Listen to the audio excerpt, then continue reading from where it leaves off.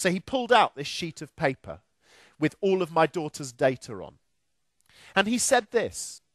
He said, Bethany is one of these children for whom mathematics is a foreign language. You can imagine saying that to me of all people is probably not the most sensible thing to do. Because at parents' evening, I'm not probably the easiest parent you're going to come to talk to. Now, at this point, you see, my wife did something that she'd not done for 20 years.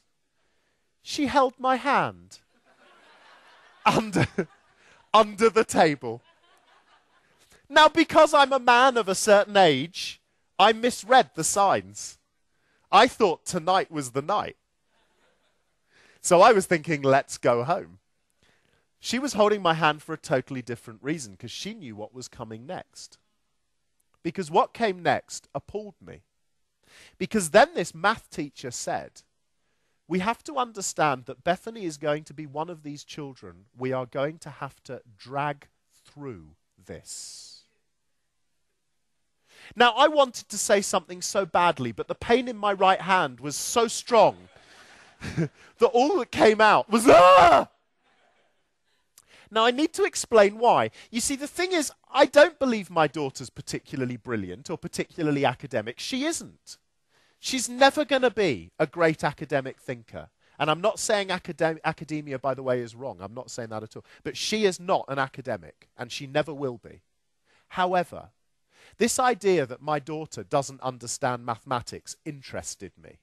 Because just under a year beforehand, she'd come to see me to ask if she could get involved on something on the internet that some of her friends had been talking about. Now, some of you may recognize where that's a screen capture from Second Life. Now, I don't know very much about Second Life, but my daughter does. And of course, the thing that actually pleased me was you're not supposed to be able to use Second Life until you're 18, I believe. You shouldn't be able to sign up properly. But you know what teenagers are like, right? Usually, that doesn't mean anything, particularly on the internet, does it? Because all you actually have to do is tick a box that says, I am 18, and that allows you on. So I was just frankly pleased that my daughter had the confidence, and we had the communication with my daughter, that she came to see me to say, do you mind? Can you help me? I'd love to get on where my friends are hanging out on Second Life. Now, forgive me, I'm sure but for those of you that don't know about Second Life, it's the fastest growing online social network on Earth. It's three-dimensional. It's totally interactive. Have some of you heard of the game The Sims? Right? Well, it's like that, but bigger. Okay? And it's online and it's constantly evolving. So the idea is you create your own digital character, a digital avatar, and then you can coexist in this virtually real world. And it is almost perfect in terms of its virtual reality reproduction. It's an extraordinary place. And like any world, any real world, it has its dangers. Of course it does. Like anywhere. But if you're sensible and careful, you can exist in this world just as well as you can in a real world. Now, we all have mixed feelings about virtual reality worlds, and that's fair enough, but I'm taking the moral side out of the equation for a minute. I'm just looking at this as an educator.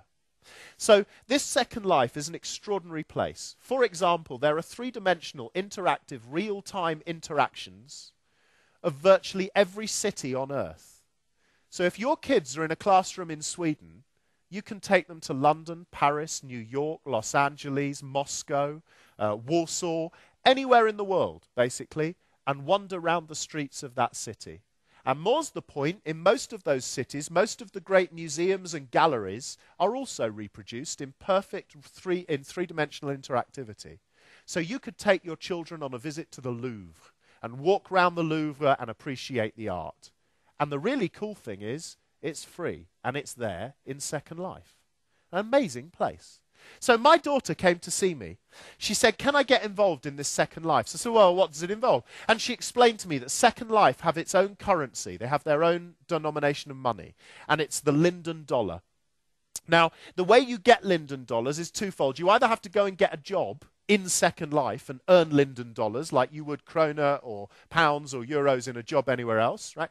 Or you can get started, you can put money in, you can transfer money as if you were going to a foreign country. So using a credit card, you can take British sterling and you can convert it into Linden dollars so you can have money in your virtual bank account. right? So my daughter said to me, Dad, can you give me a bit of money? Well, kids do that, don't they? I said, well, yes, okay, I'll give you the equivalent. I think it was about the equivalent of 200 kroner I gave her to get started. I said, what are you going to do when you get into this second life? She said, I'm going to get a job. I said, what are you going to do in this job?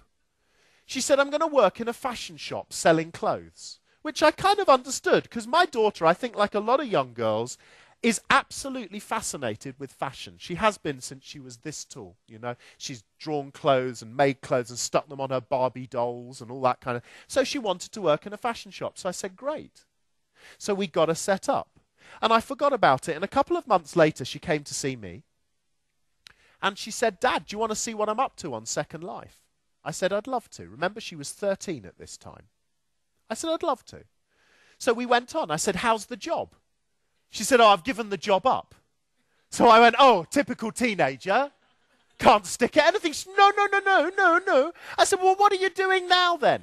She said, well, while I was working in this virtual fashion shop, she said, I met somebody who taught me how to design my own virtual clothes and store them in my own inventory. I said, that's amazing. She said, yes. She said, and after I started designing some of my own virtual clothes, she said, I realized that my clothes were better than the clothes I was selling in the virtual fashion shop. So I said, right.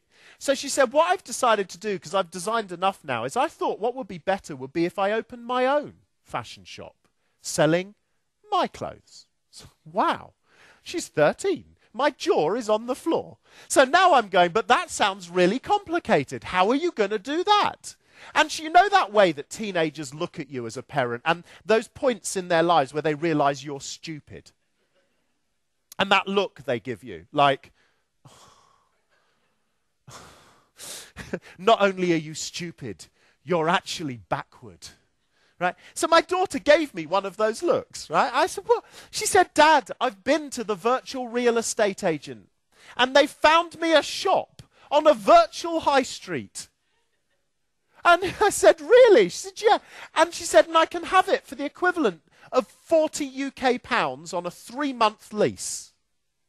So that's interesting. I said, well, she said, I've got £35 saved up. Can you lend me another £5 because I want to sign the lease today?